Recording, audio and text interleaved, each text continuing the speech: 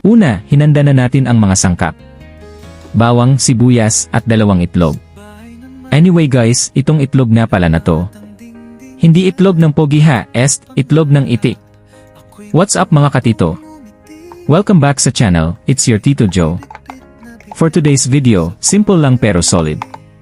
Magluluto tayo ng breakfast para sa araw na to. Ito na ang ating Lucky Pito corned beef. Nasasabayan ng itlog ng itik. Perfect to pang almusal. Lalo na kapag nagmamadali ka pero gusto mo pa rin ng masarap. Sa ganitong klaseng pagkain, hindi kailangan ng bonggang sangkap. Basta tama ang timpla at may konting pagmamahal sa pagluluto. So samahan nyo lang ako. Relax lang tayo. At simulan na natin magluto mga katito. Sa next part ng video, ayan na, makikita nyo na ang kawali. Nakasalang na, umiinit na, handa na sa laban.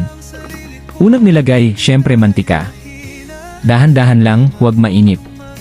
Kasi tulad ng buhay, kapag minadali, madalas pumapalya. Pag uminit na ang mantika, pasok na ang bawang at sibuyas. Napansin nyo ba? Laging magkasama tong dalawang to. Kahit saan ka magpunta, kahit anong ulam, andyan si bawang at sibuyas. Pero ang tanong, bakit ganun? Always together. Pero wala pa ring forever. Hahaha. Grabe no, hanggang kawali lang talaga sila. Habang ginagisa natin, amoy palang panalo na. Ito yung amoy na gigising sa kapitbahay. Yung amoy na magsasabing, uy, may niluluto si Tito ah. Sa simpleng gisa na to, doon mo makikita na hindi kailangan ng komplikado. Minsan sapat na yung tama ang timpla, tama ang oras, at marunong kang maghintay. Dahan-dahan lang ang halo. Hayaan nating lumabas ang lasa. Kasi sa pagluluto, at sa buhay, hindi lahat minamadali. May mga bagay na kusa ring lalabas kapag handa na. So ayan mga katito, simpleng simula pa lang to. Pero abangan nyo, dahil masarap na kwento ang kasunod. Ayan mga katito, luto na tayo. Simple lang, walang arte. Pero siguradong may lasa at may kwento. Minsan ganito talaga ang breakfast. Hindi kailangan ng bongga. Ang mahalaga busog ka. At may lakas kang harapin ang araw. Kahit paulit-ulit ang ginagawa. Basta may purpose. Hindi siya nakakapagod.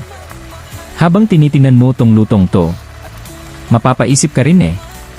Sa simpleng kawali, doon nagsisimula ang maraming bagay.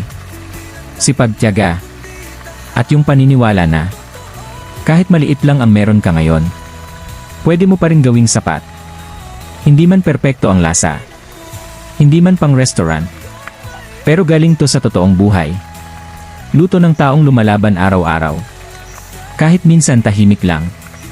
Kaya sa lahat ng nanonood dyan, lalo na sa mga kapwa tito, napapasok sa trabaho, maghahanap ng diskarte, o simpleng bumabangon ulit, para sa inyo to. Kung nagustuhan nyo ang video, simpleng luto, simpleng kwento, samahan nyo lang ako sa mga susunod pa. Marami pa tayong lulutuin. Marami pa tayong pag-uusapan. Maraming salamat sa panonood. Ingat palagi. At hanggang sa muli. This is your Tito Joe. Paalam muna.